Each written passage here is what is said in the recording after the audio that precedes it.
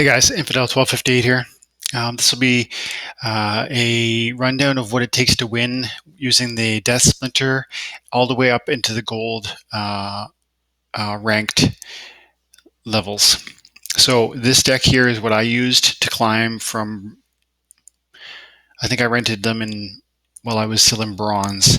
I rented these through from novice to bronze all the way, and I play them now all the way up into gold, and I play competitively in gold level 2. And I actually have reached gold level 1, but my power level wasn't quite high enough to make it technically to receive that status. So these cards are very powerful, and especially in combination with one or two other splinters. So this is what I use to win with the Death Splinter, and yes, it wins in gold. I use the summoner Jarlax the Undead, and he's only 58 Dark Energy Crystals per day. That's a level 6. This is a epic rarity, so that I believe that's a maximum level summoner for 58 Dark Energy Crystals a day. That means if I'm right about that being maximum, let's see. Let's just go over to the market. We'll look up Jarlax. Go. I don't know where he is. There he is. Okay. So Jarlax level 6. Yep. So that's I'm currently renting a maximum level summoner, which means I can play level 10 common, level 8 rare monsters, level 6 epic. I can play any monster whatsoever, so long as the rank level, the league gold allows it. Like my summoner can play a level 4 legendary, but gold you can only do a level 3 summon legendary monster. And silver has different limits and bronze has different limits. So this is a maxed out summoner for 58 dark energy crystals per day. This is my main tank, the Dark Haon, I guess. It's got a lot of hit points and a little bit of damage. It's got the that characteristic makes other people attack it, and draws the attention of opportunity monsters and snipers and whatnot. I've got a lot of focus on magic. Like I've got the Chithula, I guess you pronounce it. Lots of hit points. It's got that cripple. It's got the flight, 3 magic damage. The Ancient Like does the 3 magic damage and a vampire.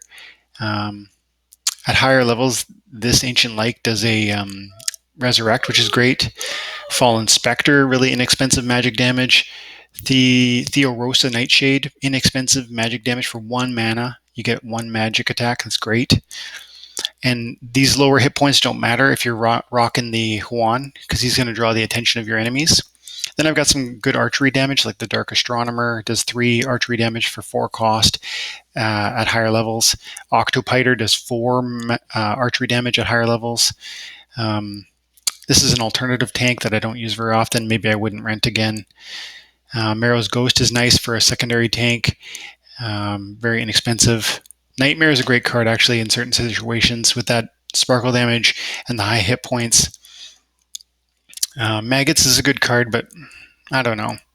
At the low levels, like level 3, level 6 I just don't know. It's kind of I love this card at the highest level, but maybe not at these lower levels.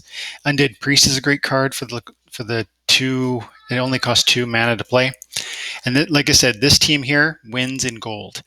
Now you're not going to climb to high level gold with just this team. You're going to need, if you want to play competitively in gold, you're going to need 2 or 3 splinters. This one will win competitively by itself in silver. And if you were to try and stay in silver, if you were to rent this for a day, you're going to pay 187 dark energy crystals times by 14 for the duration of a season. You're going to pay 2,600 dark energy crystals to rent this team for a season. If you use this deck to win in silver 15 times a day, you're going to get about 30 dark energy crystals a win. You're going to get 450 a day times by 14 for the duration of a season. You're going to make 6,300 dark energy crystals with this deck playing in silver. And yes, you could probably win with just this deck in silver. Then you're going to subtract the cost, 2618, and that means you're going to profit by playing with this deck 3682 in the silver ranks. This game's awesome. It pays you for your time and attention. This profit that I'm telling you is available to you. is replicable. I'm sure you can do it as long as you begin to you rent these cards for the prices I've found. And if you kind of learn how to best allocate those resources right, every game is different, and there are going to be certain times where you're going to want to put your Marrow's Ghost in the front as a tank, and then other times where you're going to want to use this one. You need to understand that meta and play appropriately. But if you do, you will win, and this profit is there for you. Not to mention the daily and season rewards that are going to be available to you when you make it into silver or to gold.